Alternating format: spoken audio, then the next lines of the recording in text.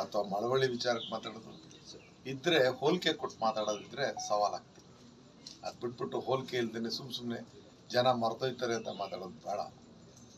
ನಾನು ಸಾಂದರ್ಭಿಕವಾಗಿ ಇದನ್ನು ಹೇಳಿದ್ದೀನಿ. ಅಭಿವೃದ್ಧಿ ನನ್ನ ಉದ್ದೇಶ. ನನ್ನ ಜನ ನನ್ನನ್ನು ಗೆಲ್ಲಿಸಿರ್ತಕ್ಕಂಥದ್ದು ಅವರ ಭಾವನೆಗಳನ್ನು ಬದಲಾವಣೆ ಮಾಡಲಿಕ್ಕೆ. ಅದು ನೀರಾವರಿ ಇರಲಿ, ರಸ್ತೆ ಇರಲಿ, ಮನೆಗಳಿರಲಿ, ವಿದ್ಯುತ್ ವಿಚಾರದಲ್ಲಿರಲಿ, ಶಾಲೆಗಳ ವಿಚಾರದಲ್ಲಿರಲಿ, ಆಸ್ಪತ್ರೆ ವಿಚಾರದಲ್ಲಿರಲಿ, ವಿಶೇಷ ಶಾಲೆಗಳ ವಿಚಾರದಲ್ಲಿರಲಿ, ವಿನೂತನವಾದಂಥ ಹಲವಾರು ಯೋಜನೆಗಳನ್ನು ನಾನು ಮಳವಳ್ಳಿಯಲ್ಲಿ ಮಾಡಿದ್ದೀನಿ. ಆ ವಿಚಾರಗಳನ್ನ ಒಪ್ಪಿದ್ರೆ ಸಂತೋಷ, ಒಪ್ಪಲಿಲ್ಲ ಅಂದರೂ ಸಂತೋಷ. ಆದರೆ ಟೀಕೆ ಮಾಡ್ಬೇಕಾದ್ರೆ ಹೋಲಿಕೆ ಕೊಟ್ಟು ಟೀಕೆ ಮಾಡಲಿ ಯಾರು ಬೇಕಾದ್ರು ಅನ್ನೋದನ್ನು ತಿಳಿಸ್ತೀನಿ. ಆಗುತ್ತೆ ಸರ್ ನವೆಂಬರ್ಗೆ ಅದು ರಾಹುಲ್ ಗಾಂಧಿ ಅವರು ಉತ್ತರ ಕೊಡಬೇಕು. ಚಾಲನೆಯಲ್ಲಿರ್ತಕ್ಕಂಥ ಮೌಲಾನಾ ಆಜಾದ್ ಶಾಲೆ, ಅದಕ್ಕೆ ಸುಮಾರು 5 ಕೋಟಿ ವೆಚ್ಚದಲ್ಲಿ ಇವತ್ತು ಇಲ್ಲಿ ಶಂಕುಸ್ಥಾಪನೆಯನ್ನು ಮಾಡಿದ್ದೀವಿ. ನೂತನವಾದಂಥ ಕಟ್ಟಡದ ಹಾಗೆ ಶೆಟ್ಟಳ್ಳಿಯಲ್ಲಿ ಇವತ್ತು 3 ಕಾಮಗಾರಿಗಳನ್ನ ಇವತ್ತು ಮಾಡ್ತಾ ಇದ್ದೀವಿ.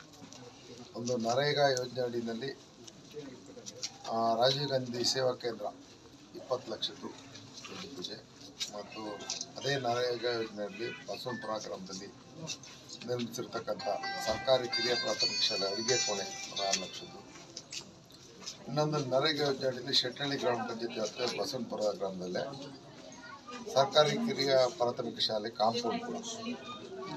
ಇವಿಷ್ಟನ್ನು ಇವತ್ತಲ್ಲಿ ಒಂದು ಉದ್ಘಾಟನೆ, ಒಂದು ಶಂಕುಸ್ಥಾಪನೆ ಮಾಡೋದ್ರ ಮುಖಾಂತರ, ಮತ್ತು ಬೆಳಕವಾಡಿನಲ್ಲಿ ಈ ಚಾಮುಂಡೇಶ್ವರಿ ವಿದ್ಯುತ್ ನಿಗಮದಿಂದ ಮಳವಳ್ಳಿ ತಾಲೂಕಿನ ವಿವಿಧ ಭಾಗಗಳಿವೆ. ಅಂದರೆ ಒಂದೇ ಭಾಗ ಬೆಳಕವಾಡಿ ಒಂದನ್ನು ನಾನು ಅಧಿಕೃತವಾಗಿ ಚಾಲನೆ ಕೊಡ್ತಾ ಇದ್ದೀನಿ.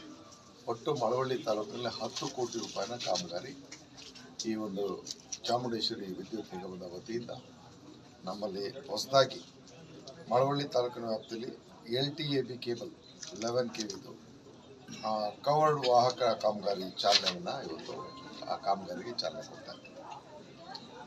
ಇವು ಭಾಳಷ್ಟು ಜನಕ್ಕೆ, ಕಣ್ಣಿಲ್ದವ್ರಿಗೆ, ಬಾಯಲ್ಲಿ ಬಂದದ್ದೆಲ್ಲ ಹರಡೋರಿಗೆ, ಅಥವಾ ವಿಷಯಾಧಾರಿತವಾಗಿ ಮಾತಾಡೋಂಥ ಯೋಗ್ಯತೆ ಇದ್ದವ್ರಿಗೆ, ಅಭಿವೃದ್ಧಿ ಅನ್ನೋದನ್ನು ಅರ್ಥ ಮಾಡ್ಕೊಳ್ಳೋಕ್ಕೆ ಅಸಮರ್ಥರಾಗಿರ್ತಕ್ಕಂಥವ್ರಿಗೆ, ಅವರ ಅವಧಿನಲ್ಲಿ ಹೆದ್ದಾರಿ ದರೋಡೆ ಮಾಡಿಸ್ತಿದ್ದವ್ರಿಗೆ, ಹೆಣ್ಣು ಭ್ರೂಣ ಹತ್ಯೆ ಮಾಡಿಸ್ತಿದ್ದವ್ರಿಗೆ, ಮಳವಳ್ಳಿಯ ಲೂಟಿಕೋರರ ದಂಧೆ ಮಾಡಿ ಜೂಜುಗೋರರ ದಂಧೆ ಮಾಡಿದ್ದಂಥವ್ರಿಗೆ ಈ ಅಭಿವೃದ್ಧಿಯ ನಾಗಾಲೋಟವನ್ನು ನೀವು ಹಂಚಿ ಅಂತ ಹೇಳಲಿಕ್ಕೆ ಬಯಸ್ತೀವಿ. ನಾಲಾ ಆಧುನೀಕರಣಕ್ಕೆ ಈಗ 300 ಕೋಟಿದು ಟೆಂಡರ್ ಆಗ್ತಾ ಇದೆ. ಈಗಾಗಲೇ ಸುಮಾರು 250 ಕೋಟಿದು ಕಾಮಗಾರಿ ಮಾಡಿಸಿದ್ದೀವಿ.